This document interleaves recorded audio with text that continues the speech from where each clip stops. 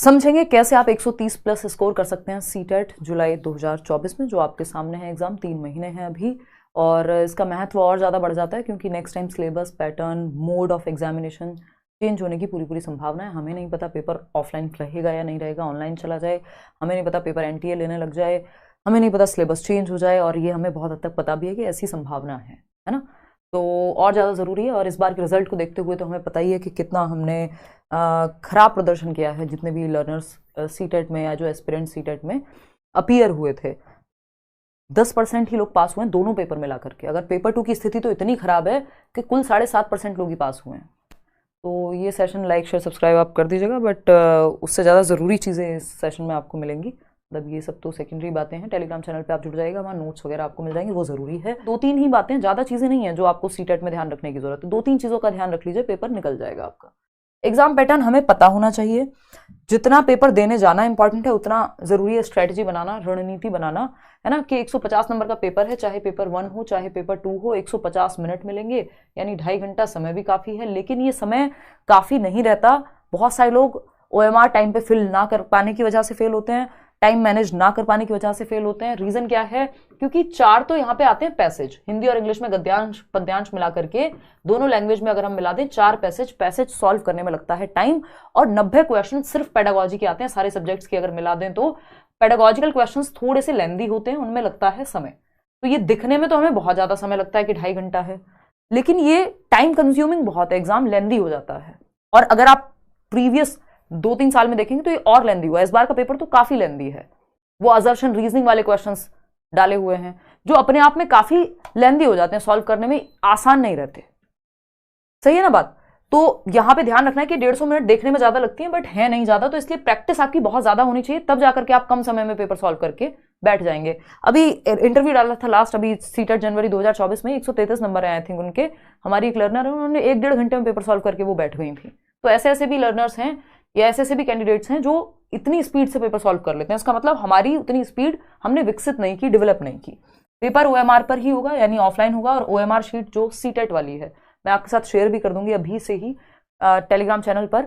ये नहीं कि आप SSC की OMR शीट भरने बैठ गए। सीटेट की OMR शीट का जो साइज एंड शेप है वो भी डिफरेंट होता है। ये जो सर्कल्स हैं वो थोड़े से बड़े होते हैं, सिर्फ 150 क्वेश्चन होते हैं, ऐसा नहीं है 200 क्वेश्चन होंगे। तो वो मैं आपके साथ शेयर कर दूंगी। नेगेटिव मार्किंग आपकी कुछ होती नहीं है।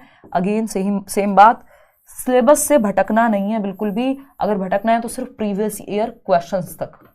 अगर सिलेबस से भटकना है तो सिर्फ प्रीवियस ईयर क्वेश्चंस तक। मतलब क्या इस बात का? अगर 2-4 क्वेश्चन प्रीवियस ईयर में ऐसे आए हुए हैं जो डायरेक्ट सिलेबस में नहीं है, तो बस उतने तक भटकना है, इसके अलावा कुछ और नहीं भटकना। सिलेबस आपको सीटेट की वेबसाइट पे मिल जाएगा। मैं अभी बता दूंगी 2-4 चीजें और क्या हैं, कौन सी वो गलतियां जिनको हम अवॉइड करें सिंपली, ताकि हम 130 प्लस तक का स्कोर सोच पाए। और ये मैं ऑब्जर्व कर पा रही हूँ, पिछले 8 साल हो जाएंगे इस साल पढ़ाते हुए सीटेट में, कि जो लर्नर सीटेट में अच्छा स्कोर करते हैं वो नौकरी जल्दी ले पाते हैं। वो थोड़ा सा कॉन्फिडेंस उनका बूस्टअप रहता है। इवन प्राइवेट स्कूल्स में भी आजकल सीटेट की आवश्यकता है। तो जो लोग सीटेट के समय पे सीरियस होते हैं, स्पेशली अपनी टीचिंग ट्रेनिंग में, DLED में, BEd में, या कम एज से ही, तो वो आगे तक का उनका रिकॉर्ड, क्योंकि अभी बहुत सारा डेटा है, अपने लर्नर्स हैं, चाहे वो अनुराग हों चाहे और लर्नर्स हों। इस बार KVS में जिनका रैंक 20 आया, प्रशांत, उन्होंने भी 19 साल में, अभी 20 साल में तो आई थिंक उन्होंने नौकरी ले ली है। तो सीटेट को लेके जो लोग सीरियस रहते हैं उनका बेस बहुत अच्छा बन जाता है और वो नौकरी भी जल्दी ले पाते हैं, है ना। एक्सेप्शंस ऑफ कोर्स मिल जाएंगे, लेकिन ये एक जनरल ऑब्जर्वेशन है मेरी। जो अपने पास लर्नर्स आते हैं मैं उनमें ये देखती हूँ, जो 130 प्लस वाले लोग हैं वो शांति से बैठते नहीं, कहीं ना कहीं सेटल हो जाते हैं। वो या तो किसी अच्छे प्राइवेट स्कूल में, नहीं तो गवर्नमेंट स्कूल का, तो मतलब कहीं ना कहीं वो नौकरी ले लेते हैं। कई सारे तो दिल्ली में हैं। कौन सी गलतियां जिनको अवॉइड करें, जो नंबर हमारे कटवा सकती हैं? एक तो रोट लर्निंग, रट्टाफिकेशन से तो दूर ही रहना है। ये वैसे भी रहना चाहिए, रटंत विद्या चलंत नहीं, इससे दूर ही रहना है। लेकिन अब जो एग्जाम का नेचर है, धीरे धीरे जो हर बार जिस तरह से पेपर पूछता है, एक लेवल अप, मतलब कॉन्सेप्चुअल क्लैरिटी आपकी बहुत अच्छी चाहिए, तब जाकर के। नहीं तो वो लैंग्वेज ऐसी घुमा करके पूछेगा कि वो सीधे कान पकड़ना ही नहीं है, उनको पूरा घुमा फिरा के पकड़ना है। तो कॉन्सेप्ट्स आपके क्लियर होने चाहिए। और कॉन्सेप्ट क्लियर होने से भी नहीं चलेगा अगर आपने इनफ टाइम नहीं दिया प्रैक्टिस को, क्योंकि आप पूरा पेपर सॉल्व भी नहीं कर पाएंगे यदि प्रैक्टिस इनफ नहीं की है।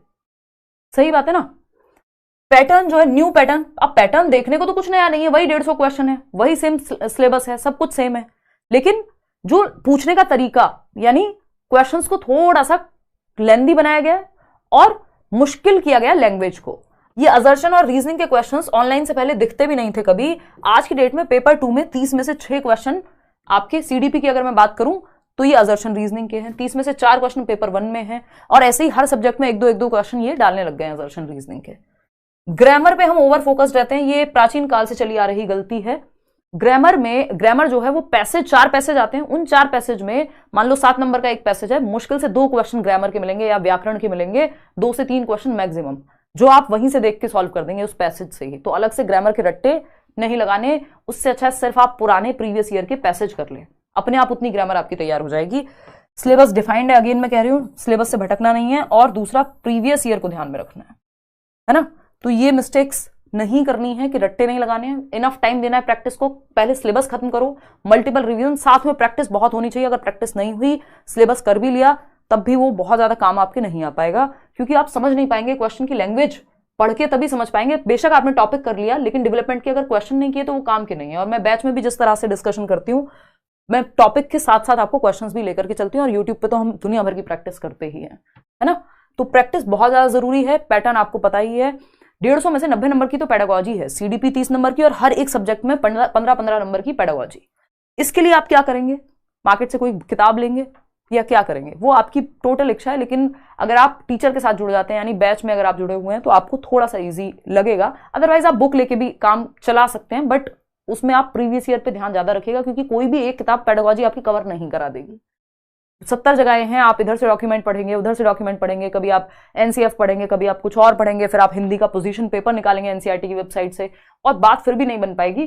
तो बेटर है या तो आप मैराथन वगैरह देख लो, अगर सिर्फ यूट्यूब से ही पढ़ने के मूड में हो, जो मैंने कराए हुए हैं या नोट्स भी दिए हुए हैं। नहीं तो बेहतर होगा कि आप बैच ले लीजिए, समय है आपके पास, ग्रेजुअली तैयारी हो जाएगी। या फिर प्रीवियस ईयर को साथ साथ जो भी आप पढ़ रहे हैं, चाहे फ्री में अगर आप यूट्यूब से पढ़ रहे हैं या फिर किसी किताब से पढ़ रहे हैं, तो साथ में प्रीवियस ईयर को जरूर ध्यान में रखना, नहीं तो भटक जाएंगे। पता चला पेपर किताब में कुछ दिया हुआ है, प्रीवियस ईयर में कुछ और पूछा जा रहा है। और प्रीवियस ईयर सिर्फ लास्ट 4 ईयर्स के, सिर्फ 4 ईयर्स के 2020 से लेकर के जो ऑनलाइन हुआ जब से पेपर, और इस बार 2024 तक के, सिर्फ इतने ही प्रीवियस ईयर आपको करने हैं। और इसमें बहुत सारे सेट आ जाएंगे, क्योंकि इसमें 2 बार तो ऑनलाइन ही है एग्जाम। 19 वाला पेपर बिल्कुल मत करना, बहुत आसान पेपर था 2019 का, जुलाई और दिसंबर दोनों का ही। आप 2018 वाला पेपर उठा करके देख सकते हो, है ना। ये मेरी अपनी पर्सनल ऑब्जर्वेशन है, मैं कई साल से कहते हुए आ रही हूँ। आजकल लोग ये सेम चीज अपने भाषण में भी चेप देते हैं, बट इन चीजों को ध्यान रखना है, ये सीरियस है। ये 6 बार कही जाए या 36 बार, इंपॉर्टेंट बातें हैं, रिपीट करनी पड़ेंगी, ठीक है ना। तो हद से 2018 वाला पेपर जो ऑफलाइन हुआ था दिसंबर में, और नहीं तो 2020 से 24 तक, बस इतना। और ये कहां से करेंगे मैं अभी दिखा दूंगी आपको, है ना।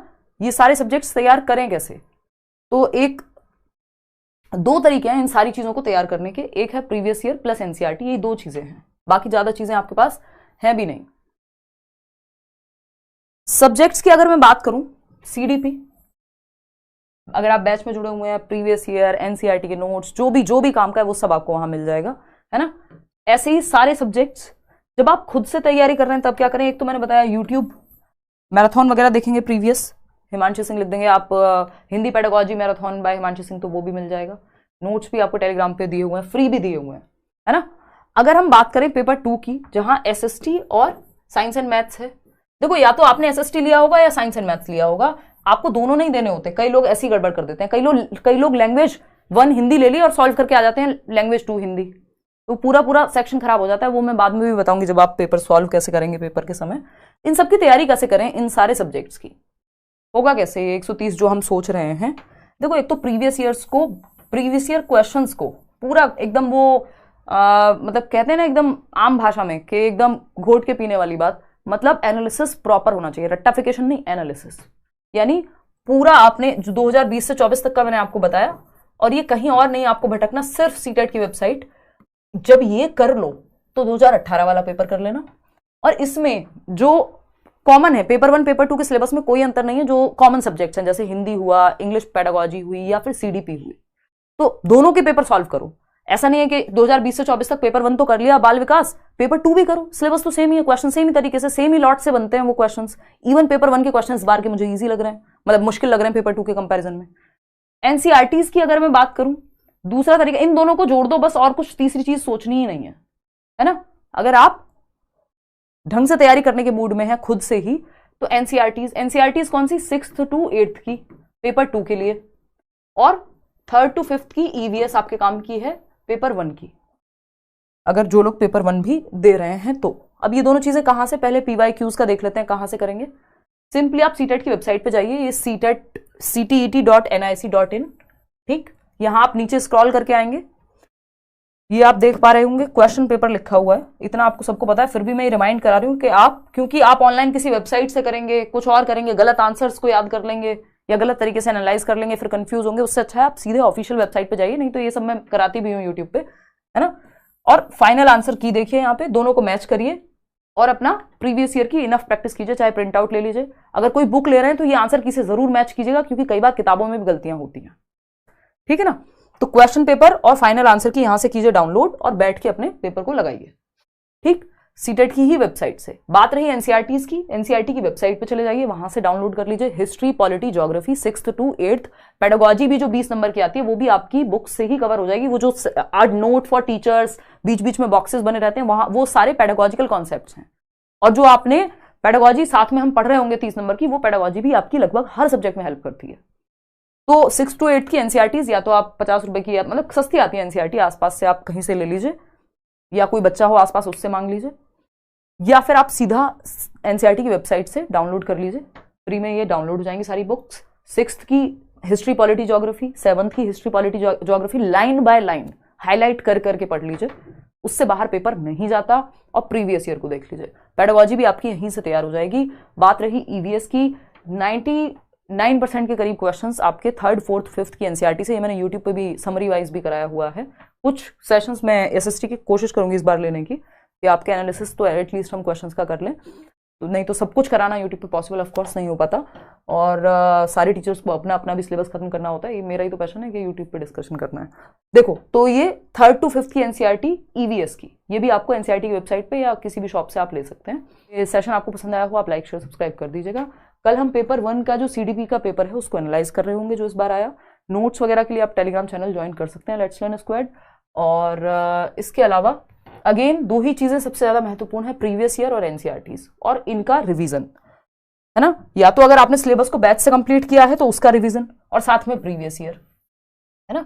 ये सब कुछ एक साथ बैच में आपको ऑलरेडी मिल जाएगा, ठीक। इन दोनों का रिवीजन, इनको जब आपने ऐड कर लिया, यानी प्रीवियस ईयर और एनसीईआरटीज को पढ़ लिया, रिवाइज कर लिया, बस बात बन जाएगी, कुछ और आपको एक्स्ट्रा सोचने की जरूरत नहीं है। जो सिलेबस नहीं देखता, जो प्रीवियस ईयर नहीं देखता, उसका पेपर नहीं होता, ये एकदम साधारण बात है, क्योंकि आपको पता ही नहीं होगा आपको पढ़ना क्या है, किस तरह से पूछा जाएगा। फिर अगर पढ़ भी लिया, सिलेबस कर भी लिया, तो क्वेश्चन कैसे बनेगा उससे, वो प्रीवियस ईयर से ही आइडिया लगेगा। और जितने प्रीवियस ईयर क्वेश्चन सीटेट में रिपीट होते हैं, मुझे नहीं लगता दुनिया में कहीं होते होंगे। मतलब प्रीवियस ईयर क्वेश्चन हर एक एग्जाम के लिए इंपॉर्टेंट है, रिपीट होते हैं या उसी बेसिस पे क्वेश्चन बनते हैं, लेकिन सीटेट में तो बहुत ही ज्यादा महत्व है इसका। तो इन 2 चीजों का जरूर ध्यान रखें। बाकी पेडागोजी आपकी, मैं हूं ही, सीडीपी आपकी कवर वहां से हो जाएगी। आज के लिए इतना ही रखेंगे। अभी से मेहनत कीजिए, मल्टीपल रिवीजन, और अपनी स्पीड बढ़ाइए। पढ़ के समझने की जो क्षमता है, सबसे बड़ा जो रीजन है सीटेट में फेलियर का, वो ये है कि हम पढ़ के क्वेश्चन को समझ ही नहीं पाते कि पूछ क्या रहा है। वो सर के ऊपर से टप्पा खा के बॉल निकल जाती है, हम ये नहीं समझ पा रहे पूछा क्या है। वो पूछता कुछ है और हम जवाब कुछ और दे देते हैं, क्योंकि अगर हमने सिलेबस कवर किया तो कई बार हम फॉर्मेलिटी के लिए कर लेते हैं, कॉन्सेप्ट ही क्लियर नहीं है, या प्रीवियस ईयर ही नहीं लगाए, साथ में लगाए तो बस नाम के लिए लगा लिए, एनालाइज ही नहीं किया उनको, बस ये देख लिया कितने नंबर आए। मल्टीपल रिवीजन लगेंगे, थोड़ी सी मेहनत लगेगी, और ये वाली मेहनत आपके आगे हमेशा काम आएगी नौकरी लेने तक। और स्कूल में जब पढ़ाएंगे तब तो ऑफकोर्स ये सब आपको पता तो होना ही चाहिए ना, सिलेबस। तो आज के लिए इतना ही।